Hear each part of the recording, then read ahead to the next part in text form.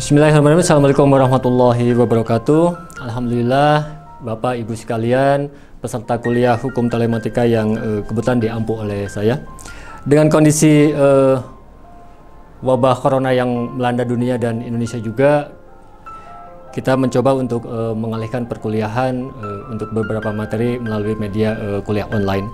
Salah satu media yang kita gunakan adalah dengan menggunakan metode YouTube ini. Untuk materi yang setelah kita sajikan pada UTS kemarin, saya akan masuk kepada materi mengenai kedudukan hukum telematika dalam ilmu hukum yang berlaku di Indonesia. Perkembangan teknologi informasi itu dirasakan semakin cepat akselerasinya, sehingga membawa tren baru yang ditandai dengan adanya konvergensi dan penggabungan teknologi informasi dan komunikasi itu sendiri yang sebelumnya itu dilakukan secara terpisah-pisah. Dari perkembangan teknologi informasi dan komunikasi selama satu dekade terakhir ini tidak lepas dari meningkatnya kebutuhan masyarakat di dalam berkomunikasi. Meningkatnya kebutuhan masyarakat di dalam berkomunikasi itu menyebabkan adanya perubahan-perubahan yang cukup signifikan, terutama terhadap cara-cara dalam komunikasi yang berubah dari yang konvensional menjadi yang digital. Yang ini berujung kepada upaya-upaya untuk menghadirkan berbagai media teknologi, informasi, dan komunikasi yang semakin luas lagi dan semakin konvergen. Hal ini sebetulnya tidak saja dipengaruhi oleh pertumbuhan bisnis dan industri dari telekomunikasi itu sendiri, tapi juga dari bisnis dan industri lain yang terlibat dalam pemanfaatan teknologi informasi yang mengalami konvergensi tadi. Antara lain diantaranya ada bisnis industri penyiaran, bisnis teknologi informasi, kemudian adanya perkembangan pesat dalam arus globalisasi termasuk kepada politik, sosial, ekonomi, dan budaya.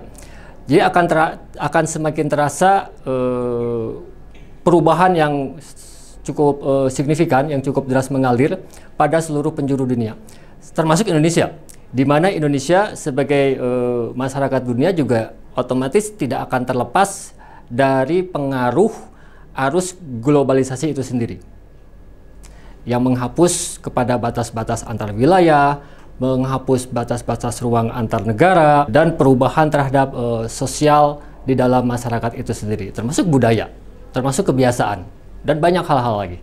Jadi apabila kita melihat kepada perkembangan tren konvergensi dan peranan yang semakin besar ini akan mempengaruhi baik itu dalam kegiatan penunjang kegiatan ekonomi, sosial, dan politik. Dan akan lebih terasa juga itu dalam pengoptimalan pemanfaatan konvergensi teknologi informasi, baik itu dalam pemerintahan maupun dalam merespon konvergensi teknologi informasi sebagai bentuk antisipatif yang dilakukan dalam melakukan perubahan-perubahan yang salah satunya melalui perubahan-perubahan regulasi. Jadi di sini tampak peranan dari pemerintah dalam mengatur perubahan-perubahan yang ada di dalam masyarakat. Jadi kalau Bapak Ibu masih mengingat awal-awal perkuliahan kita, saya menyampaikan mengenai seperti apa itu hukum, bahwa hukum itu dia selalu berada di belakang perkembangan masyarakat. Jadi tidak mungkin hukum berada di depan dari si masyarakat itu sendiri. Nah, setelah masyarakat melakukan perubahan-perubahan dalam aktivitas sehari-harinya, mungkin ada beberapa hal yang dilakukan oleh masyarakat tadi tidak ada aturan hukumnya. Nah, tapi di satu sisi tidak boleh juga ada suatu kekosongan hukum. Nah, disinilah nanti ada fungsi dari hukum itu sendiri untuk melakukan perubahan-perubahan terkait dengan perubahan-perubahan sosial yang terjadi di dalam masyarakat. Jadi tidak mungkin hukum berjalan sendiri, masyarakat pun berjalan sendiri. Dia akan selalu berjalan beriringan dan hukum dia selalu berada di belakang. Termasuk dalam kegiatan yang terkait dengan masalah teknologi informasi dan komunikasi ini sendiri. Banyak hal. Jadi kalau bicara soal hubungan hukum telematika di sini, ini ada hubungan hukum telematika bisa antar hukum tata negara, ada hubungan hukum telematika dengan hukum perikatan, hubungan hukum telematika dengan masalah pemerintahan, bahkan sampai ke masalah administrasi negara. Banyak contoh, seperti halnya ketika kita melakukan suatu perjanjian, ketika kita melakukan suatu kesepakatan dealing suatu transaksi sales contract atau purchasing contract atau misalkan bahkan kredit, itu banyak dilakukan melalui media online. Banyak hal-hal yang dilakukan seperti itu.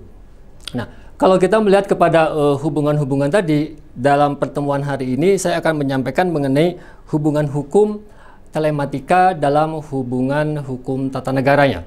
Baru pada sesi pertemuan berikutnya saya akan menguraikan lebih detail seperti apa itu hubungan hukum telematika dengan hukum perikatan, seperti apa itu hubungan telematika dengan hukum pemerintahan, bahkan misalkan dengan cyber law yang lebih luas lagi.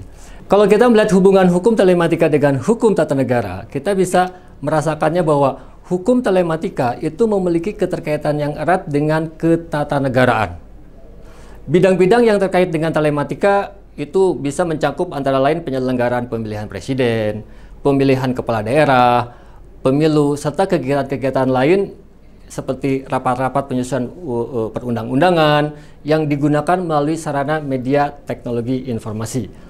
Bahkan untuk hal-hal di skup yang lebih kecil saja, kita di kantor-kantor itu melakukan rapat-rapat pun sekarang menggunakan media teknologi informasi. Jadi tidak harus bertatapan langsung secara fisik, ditambah dengan kondisi physical distancing seperti sekarang, itu bisa dilakukan di tempatnya masing-masing dan komunikasi juga tetap berjalan. Bahkan beberapa peraturan perundang-undangan, dia sudah mengadopsi masalah teknologi informasi jauh-jauh sebelum adanya undang-undang teknologi informasi yang ada di Indonesia. Sebagai contoh dalam undang-undang PT, itu dimungkinkan adanya suatu rapat umum pemegang saham yang dilakukan secara telekonferensi. Dan itu sudah diatur. Kemudian di dalam perpajakan itu ada yang namanya e-filing. Jadi kita melaporkan pajak tidak perlu lagi mengantri di loket, tapi cukup dilakukan melalui media teknologi informasi. Nah, hal ini itu akan nampak bahwa kegiatan-kegiatan ketatanegaraan juga pun memerlukan sarana teknologi informasi terkait dengan masalah pendokumentasiannya dan pengalih wujudan data-data tadi dari dokumen-dokumen yang sifatnya di atas kertas, paper base, itu beralih sekarang menjadi dokumen-dokumen yang bersifat elektronik. Hukum tata negara itu sendiri, kalau kita lihat, kita kembali ke belakang, itu mengatakan bahwa hukum tata negara dia merupakan suatu sekumpulan peraturan yang mengatur suatu kegiatan, suatu pengorganisasian pada suatu negara. Hubungan antara alat pelengkapan negara dengan garis vertikal dan horizontalnya, serta kedudukan warga negara dengan hak-haknya si warga negara tersebut. Dari apa yang saya uraikan tadi, itu tampak unsur-unsur dari atau ciri-ciri dari suatu hukum atau suatu rektat dalam kaitannya dengan masalah teknologi informasi. Itu bisa dilihat, yang pertama itu adanya pengakuan, adanya perlindungan terhadap hak-hak si masyarakatnya tadi yang mengandung persamaan dalam baik itu bidang politik, baik itu dalam bidang ekonomi, baik itu dalam bidang sosial, budaya, bahkan sampai ke pendidikan. Itu tidak ada yang berubah. Kemudian yang kedua, itu adanya peradilan yang bebas dan dia tidak memihak. Jadi tidak ada pengaruh oleh suatu kekuasaan atau oleh suatu kekuatan lain apapun juga. Dan yang ketiga, adanya legalitas dari dalam artian bahwa hukum itu bentuknya semua sama. Dia tidak memandang kepada siapapun juga. Dan yang terakhir, adanya suatu undang-undang dasar yang memuat ketentuan tertulis tentang hubungan antara penguasa dengan rakyatnya. Nah, atas dasar pembagian-pembagian ini, maka kalau kita melihat kepada asas pembagian kekuasaan atau checks and balances, yang berarti pembagian kekuasaan negara itu harus terpisah-pisah dalam beberapa bagian, baik mengenai fungsinya dan lain sebagainya, itu kita bisa merujuk kepada teori yang digunakan oleh Montesquieu. Negara itu terdapat 3 jenis kekuasaan atau trias politika. Jadi semua sudah tahu itu bahwa adanya eksekutif, adanya legislatif, adanya yudikatif. Nah, dari apa yang teruraikan tadi, itu tampak bahwa terdapat kesenjangan sebetulnya antara hukum dengan teknologi informasi. Tapi kembali lagi, tidak boleh ada yang namanya suatu kekosongan hukum. Jadi walaupun ada kesenjangan antara hukum dengan teknologi, di mana hukum selalu tertinggal oleh dinamika teknologi itu sendiri, maka perkembangan hukum itu menjadi cenderung memakan waktu yang lama. Tapi hal ini karena sifatnya yang kaku dan memang terlalu birokratis gitu. Karena kalau hukum dia dengan sangat dinamis bisa merubah suatu peraturan, khawatir nanti masyarakat pun akan kesulitan untuk mengikutinya. Jadi harus dibalik pemikirannya bahwa hukum dia memang berada di belakang perkembangan daripada si masyarakat itu sendiri. Nah, terakhir saya akan sampaikan bahwa dengan kondisi yang demikian, tampak bahwa terjadi suatu dinamika teknologi yang begitu cepat dan tanpa batas-batas yang kaku dan yang birokratis seperti halnya hukum, tapi ada juga ketimpangan-ketimpangan yang sering menimbulkan ruang yang kosong. Nah, ketimpangan-ketimpangan dalam ruang yang kosong itu kadang menjadikan kebingungan di dalam masyarakat, kadang menimbulkan suatu penerobosan terhadap bidang-bidang hukum yang lainnya. Nah, disitulah peranan hukum yang mengatur masalah telematika yang ada di Indonesia.